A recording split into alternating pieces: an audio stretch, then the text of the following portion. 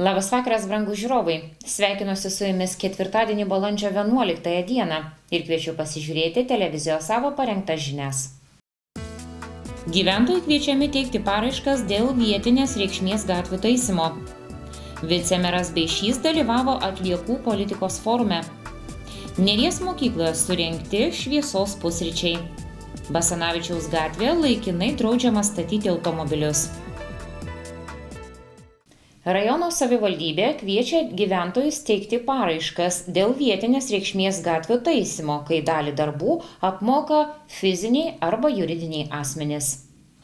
Jonavos rajono savivaldybės administracija kviečia gyventojus iki šių metų gegužės 1 dienos teikti paraiškas dėl vietinės reikšmės kelių ar gatvių taisymo remonto, kai dalį darbų nustatyta tvarka savanoriškų indėlių ne mažiau kaip 50% apmoka fiziniai ar juridiniai asmenys. Paraiškos formą rasite savivaldybės svetainėje jonava.lt. 22 metais vasario 10 dieną Jonavos rajono savivaldybės taryba sprendimu patvirtino kelių priežiūros ir plėtros programos finansavimo lėšų paskirstymo ir naudojimo Jonavos rajono savivaldybės susisiekimo ir infrastruktūros objektams finansuoti tvarkos aprašą. Apraše numatoma sudaryti šiomis lėšomis remontuojamų objektų prioritetinius artimiausių 3 metų objektų sąrašus, kurie viešai skelbiami savivaldybės interneto svetainėje.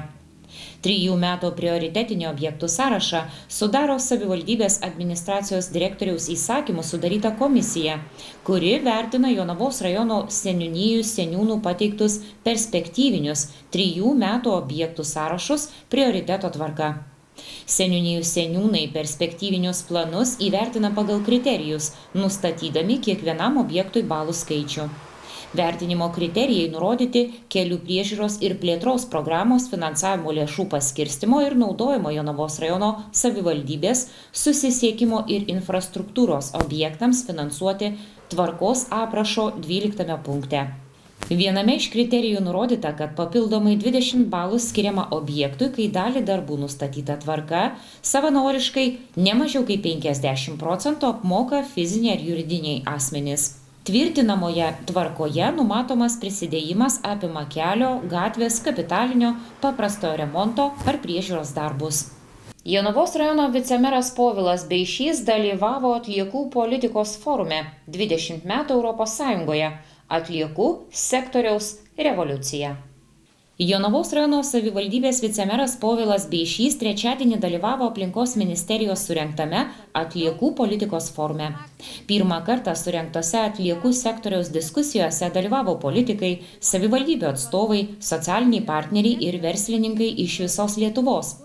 Forume aptartos svarbiausios atliekų sektoriaus aktualijos – miesto atliekų rūšiavimas ir praktinis panaudojimas, pakuočių pokyčiai, atliekų tvarkymo kainodara bei kas turi būti padaryta artimiausiu metu, kad ir po 20 metų šalis išliktų Europos lyderė atliekų tvarkymo srityje. Vicemeras Povilas Beišys forume pasisakė apie Jonavos rajoną, atsakant į forumo moderatorės klausimą, ar įmanomas gyvenimas be atliekų, ar Jonava nesvarsto tapti savivaldybę be atliekų. Na, tas be atliekės savivaldybė man taip skamba truputį gal jau per optimistiškai, nors šiandien turim optimistiškai visi žiūrėti į ateitį, bet net ir Europoje veikianti organizacija Zero Waste, nulis atliekų, tai po to pavadinimu nesislėpia nei vienas nulis. Jie ten turi tos pačius reikalavimus, kokius ir mes savo išsikėlę valstybiniam ar regioniniam atliekų tvarkymo plane. Tai tikrai tas kelias ilgas, link to nulio mes galim artėti ir manau, kad priartėsim, bet man tie skambus pavadinimai be atliekės savivaldybė truputį atgrasus ir netgi gali išgąsdinti žmogų, kuris pagalvos, tai kaip aš dabar gyvensiu, jeigu negalėsiu nieko išmesti į konteinerį, nes žmonėms su tuo gali asocijuoti. Tai tiesiog tos atliekos nėra iš esmės blogai, bet tiesiog turim išmokti jas tinkamai ir teisingai tvarkyti ir jos turi tapti žaliava, tik tiek. Tai gerai, duokit vieną Jonavos pavyzdį, kuris ir įrodytų tai, ką dabar sakot, ne atlieka, o žaliava. Tai jeigu tokį šviežiausią pavyzdį, tai šiuo metu vertinam galimybę biologiškai skaidžias atliekas, tai yra nuotekų dumblas, tai yra pelenai iš mūsų biokūro katilinių ir žaliosios atliekos surinktos mieste, tvarkant miestą. Tai vertinam galimybę jas kartu kompostuoti, kad nei viena iš šių atliekų nebebūtų atlieka, o iš jų pagamintume jau produktą kompostą. Tai tokia yra kaip ir pavyzdys, dar kol kas tik tai vertinimo galimybės stadijoje, o kažkokių jau veikiančių? Tai jau vyksta praktiniai eksperimentai, ta prasme, tai yra tikrai labai reali šita simbiozė šitų įmonių ir tikrai toks būtų, kaip sakyti, geras pavyzdys, manau, visai Lietuvai, visoms savivaldybių įmonėms. Atliekų sektoriaus dalyviai kėlė klausimą, kad daug problemų kelia tai, jog Lietuvoje nėra vieningo atliekų rūšiavimo standarto. Žmonėms neaišku, kokios konkrečios atliekos priskiriamos vienai ar kitai atliekų rūšiai. Aplinkos ministras informavo, kad jau parengti atliekų įstatymo pakeitimai, kurie numato apibrėžti bendrą atliekų rūšiavimo standartą visai Lietuvai, kuris Seimui bus pateiktas netrukus. Neries pagrindinėje mokykloje surengtas neeilinis susitikimas. Įvairių įstaigų atstovai pakviesti į šviesos pusryčius. Balandžio 10-osios rytas Neries pagrindinėje mokykloje prasidėjo kiek kitaip nei įprasta. Ta dieną į mokyklą skubėjo ne tik mokiniai ar mokytojai, bet ir įvairių įstaigų, organizacijų, vietos valdžios atstovai. Mokyklos aktų salėje prie baltomis staltiesėmis padengtų staliukų sėdosi tie, kurie savo atsidavimu, pastangomis, rūpesčiu ar kitokia pagalba prisideda prie ypatingų vaikų gerovės, kurie šių vaikų pasaulį padaro gražesnį, spalvingesnį. Tie, kurių buvimas šalia yra prasmingas ir reikalingas. Neries pagrindinėje mokykloje tą rytą surengti šviesos pusryčiai. Šiandien ypatingas renginys Jonavos Neries pagrindinėje mokykloje. O šviesos pusryčiai tai todėl, kad dar tęsiasi povelykinis laikotarpis. Šviesa apgaubia visą gamtą, su kuria atbundame ir mes žmonės, bet šviesa natūraliai yra ir kiekvieno mūsų širdise. O ypatingai to šviesos reikia daug tiems, kurie vienaip ar kitaip prisiliečia prie įvairių vaikų ugdymo. Ir šiandien mes sukvietėme kartu pabūti daugybę žmonių, Jonavos rajono savivaldybės administracijos atstovus, įvairių įstaigų ir organizacijų darbuotojus, visus tuos, kurie vienaip ar kitaip prisideda prie mūsų mokinuko ugdymo. Ir mokinukai čia šiandien susirinko labai įvairūs, tiek mokyklos mokiniai, tiek specialiojo ugdymo skyriaus ugdytiniai, kurie yra ypatingi, labai jautrus, kupini įvairiausių emocijų, bet mūsų suaugusius visada paguodžia savo šypsenomis ir dovanoja savo šilumą, kad mes jaustume savo darbo prasmę, kad visada jaustumėmės reikalingi ir ypatingi. Todėl ir tie šviesos pusryčiai, kad tą šviesą pasidalintumėm tarpusavyje, kad tą šviesą mums dovanotų mokinukai ir mes ją dovanotumėm vieni kitiems. Neformalioje šiltoje aplinkoje susirinkę svečiai ne tik turėjo galimybę pabendrauti tarpusavyje. Jiems surengta ir speciali parodomoji programa, kuriai Neries mokyklos mokiniai ruošiasi itin kruopščiai ir atsakingai. Labai norėjome ir siekėme, kad pasijustumėme visi tarsi šeimoje, susėdę prie vieno bendro stalo, dalydamiesi bendrų maistų, bendromis idėjomis ir bendromis mintimis.